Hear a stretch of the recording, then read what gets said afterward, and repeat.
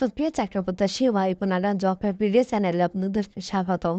আপনারা দেখতে পাচ্ছেন ভূমি মন্ত্রণালয়ের আওতায় 238টি পদের একটি নতুন নিয়োগ বিজ্ঞপ্তি প্রকাশিত হয়েছে, যেখানে আপনারা নারী এবং পুরুষ উভয় প্রার্থীরা আবেদন করতে পারবেন। সো আবেদন শুরু কবে, শেষ কবে, কীভাবে আবেদনটি করতে হবে, সব কিছু এই ভিডিওতে আলোচনা করব। এটি মূলত প্রকাশিত হয়েছে 18 এপ্রিল 2024-এ।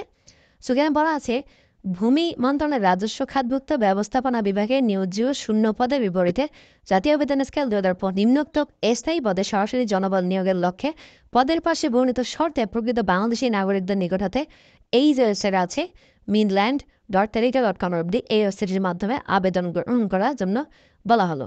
সো এখানে কিন্তু পদের নাম হচ্ছে সার্ভেয়ার, 14তম গ্রেড। এখানে বেতন হচ্ছে 10,200 থেকে 24,680 টাকা। 238 জন লোক নিয়ে করা হবে।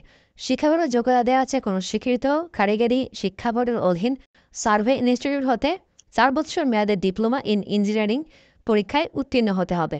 এবং যে সকল জেলার প্রার্থীরা আবেদন করার প্রয়োজন নেই, মানিকগঞ্জ, শরীয়তপুর, টাঙ্গাইল, চাঁদপুর, কুমিল্লা, খাগড়াছড়ি, রাঙামাটি, রাজশাহী, পাবনা, সিরাজগঞ্জ, নওগাঁ, কুষ্টিয়া এবং পটুয়াখালী জেলার প্রার্থীরা বাদে বাংলাদেশের সকল জেলা থেকে আপনারা আবেদনটি করতে পারবেন। আর আবেদনের ক্ষেত্রে 1 মে 2024 তারিখ ধরে যাদের বয়স 18 থেকে 30 বছরের মধ্যে তারা কিন্তু এখানে আবেদন করতে পারবে। আবেদন গ্রহণ শুরু হবে 30/4/2024 এবং শেষ হবে 30/5/2024।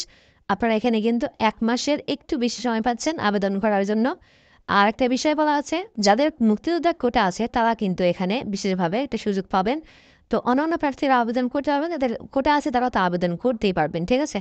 সো এই ছিল ভূমি মন্ত্রণালয়ের আওতায় যে নতুন নিয়োগ বিজ্ঞপ্তি প্রকাশিত হয়েছে সেটি সম্বন্ধে আমি আলোচনা করেছি। ভিডিওটা ভালো লেগে থাকলে অবশ্যই একটা লাইক করবেন এবং কমেন্ট করে জানাবেন। আপনারা সবাইকে ভালো থাকবেন সবাই।